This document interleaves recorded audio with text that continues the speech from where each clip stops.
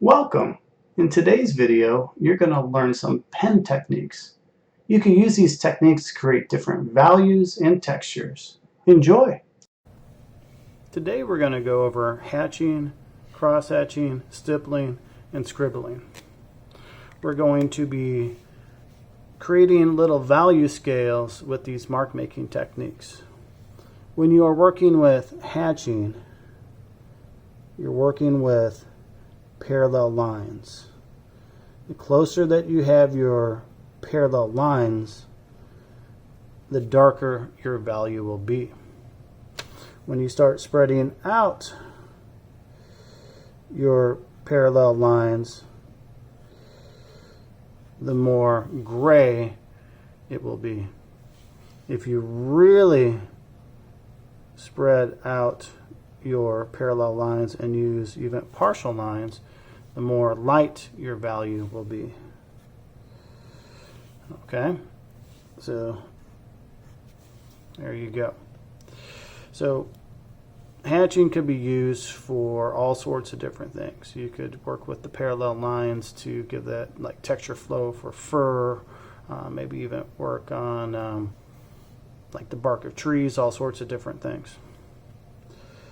Now, I'm starting off with the dark value for each one of these techniques.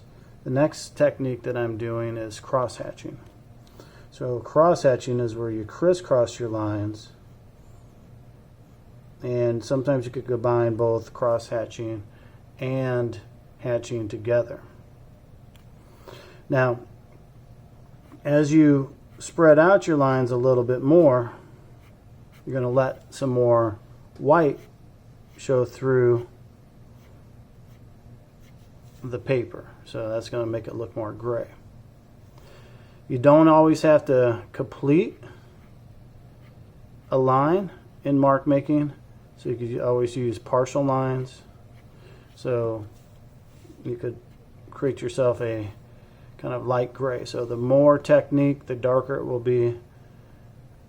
The less technique, the lighter it will be. Stippling is when you use dots. Now, each technique could be used for different types of purposes. So the stipple technique is going to feel a lot softer. So you might choose to use stippling for something like a cloud.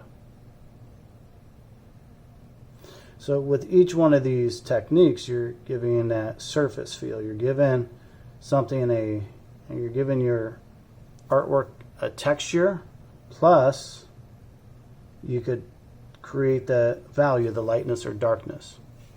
So just like with any technique, one of the things that you really want to consider is starting off with your technique a little bit further apart, and then analyze to see if you need to add more of your technique to push the value a little bit more. So in this particular case, I want this to look more gray, so I'm going to add in some more dots. For my light gray, I'm just going to keep my dots really far apart for a light gray. Now, with the scribble technique, that might be something that you could use for like tree tops, like a cluster of leaves. You could do this for like bushes.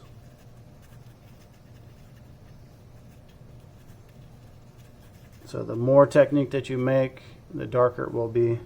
I always recommend lifting up your pen. You could lift up your pen with hatching, cross-hatching, and just use kind of like loose scribbles. Sometimes scribble might be known as scubbling. And really far apart with your light gray. So there you go. Parallel lines for hatching, crisscrossing parallel lines for cross hatching. You could even go in multiple directions using dots for stippling. Okay, And then scribble or scumbling, sometimes it's used for a little bit more loose mark making. So keep in mind, you might want to start off with a light gray and then add more techniques to make a gray. So it's good practice to see how many different values you can make with each one of these techniques.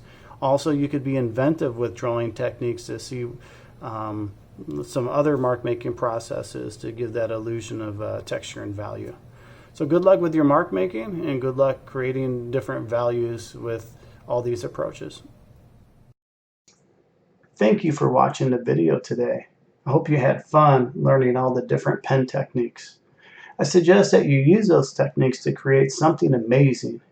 Give it away, put a smile on a friend's face, and be a good person. Thank you again. Enjoy your day.